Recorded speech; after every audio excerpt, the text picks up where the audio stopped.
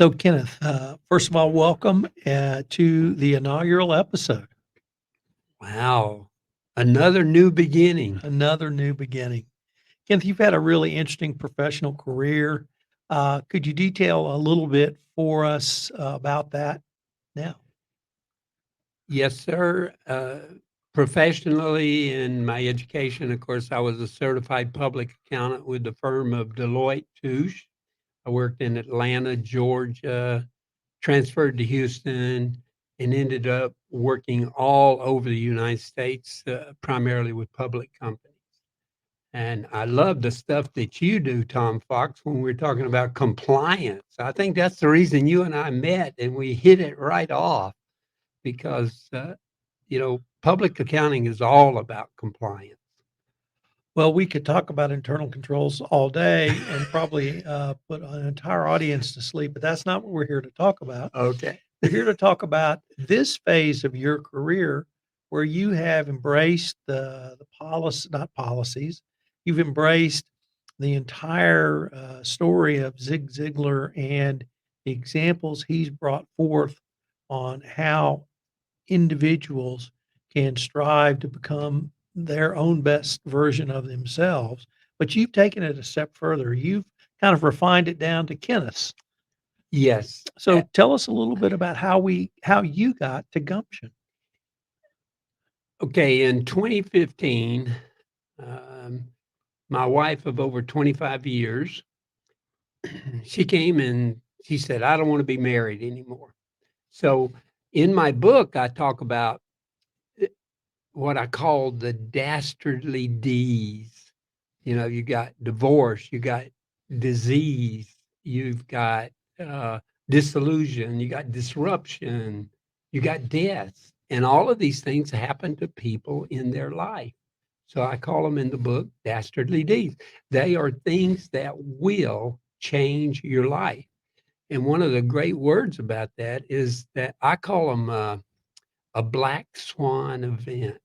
They're costly, they're very rare, and they are on a worldwide basis. When you talk about a tsunami, you talk about a vaccine problem, a disease with COVID-19.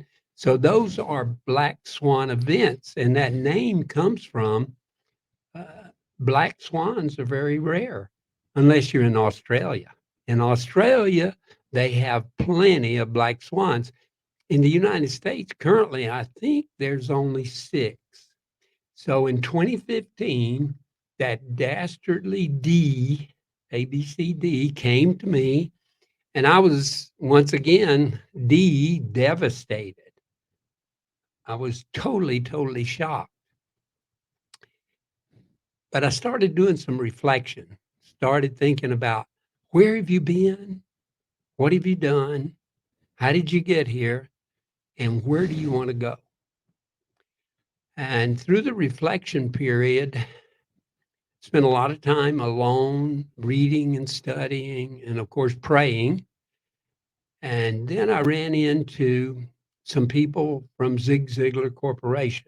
Now, Zig Ziglar actually passed away in 2012, and his son, Tom Ziglar, the only son, took over the business, started working it, and he decided, along with a significant management consulting firm, that they would start coaching individual business people, going and working with small businesses and their owners or their managers or people running the business.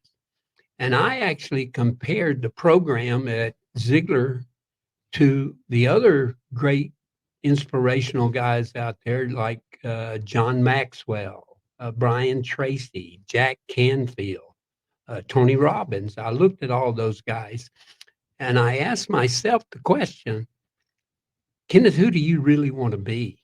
Who do you want to be? And I did. I said, gosh, I want to be the best person I can be. I want to live a life of integrity where when you talk about your personal philosophy in life, that you actually have that philosophy that says I'm going to work on me because circumstances do not change. The only thing that can change is me. And through personal development, creating an intentional plan along with the Ziglar principles and the content. A lot of this is documented in his #1 best-selling book called See You at the Top, and it's still out there today. And I think now, even though they started the program, I think in 2014 or somewhere around there, there's we're approaching 500 Ziglar legacy coaches now. So the program is Tom has just done an outstanding job at putting it all together. And my whole life is based on intentionality. And we work with an assessment tool called the Wheel of Life. You've probably seen it, you've probably heard about it. And there are 7 areas in your life, beginning with your the mental area. And we concentrate on that and say your mental input is actually what determines your output. What are you going to get out of life? I have a theory that says I'm all into life. This is the only shot we get at this. Let's make it fun. Let's enjoy it. And let's make an impact on the world and in the lives of other people. And that's what coaching is all about. In my coaching business, I go and I grab your hand and I say, look, we're going to co-create your legacy on an intentional basis. And we want to go from survival. And a lot of people today are in a survival mode. I think the numbers are like 68 to 70% of people that have more months than they have money. They can't get past it. They're working, from week to week. So they need a plan and they need to be intentional at it.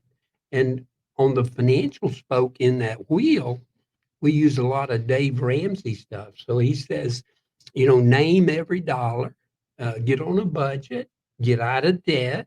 So the content and all the information that we do when we're creating this plan that will go from survival to a significant legacy.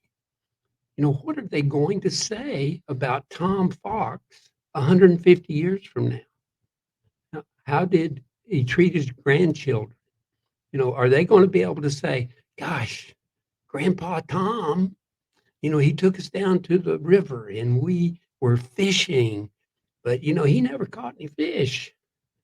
The reason there was no bait on the hook because he wasn't there for the fish. He was there to create a legacy moment of being with the kids. And legacy, what I do is go back to the daily activity.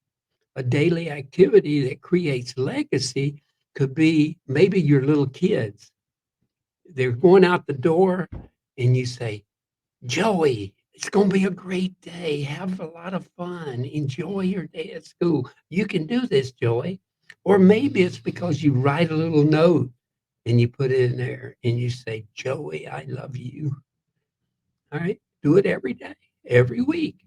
And then maybe a weekly legacy thing would be for husbands and wives to have a date night. And then once a month, maybe you have a great big Sunday afternoon dinner. Then maybe for an annual legacy moment, you have a reunion.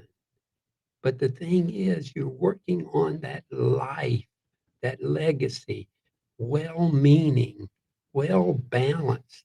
I know as a CPA, I can remember working 75, 80 hours a week. But when you're working like that, you don't have any family life. And so I'm saying, let's look at it. I mean, what is important to you? The legacy is something that you leave, but you leave it inside of people. It's not a tangible thing like a bank account or a piece of land. So let's work on that. And one of the major ways that I try to do this, not only with just the coaching and grab the hand of an owner and say, let's do this together. Let's co-create your legacy. But the big thing is effective communication. Effective communication, where you make a presentation and the people that are listening, they actually understand what you said. Now, I believe there are 5 things that we must discuss that in the world we live in today, people, they run from them. And they begin with God. We need to discuss God. We need to discuss sex. We need to discuss money. We need to discuss religion. And we need to talk about politics.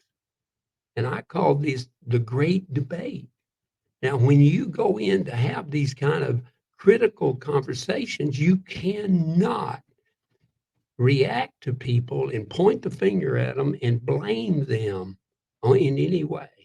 I mean, you can disagree with somebody, but you can care for them and you can still love them. You can.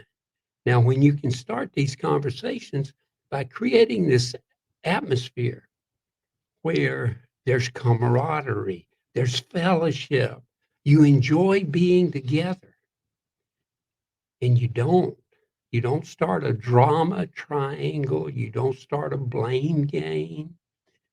You ask good questions and you listen. You don't respond until you think about what you're going to say. And you're kind in it and you're considerate of them. And because somebody's a different color, they believe something differently. I always say, if every writer was a conservative, what a boring world this would be. Most of us would not get our plays to Broadway. But anyway, that's another point.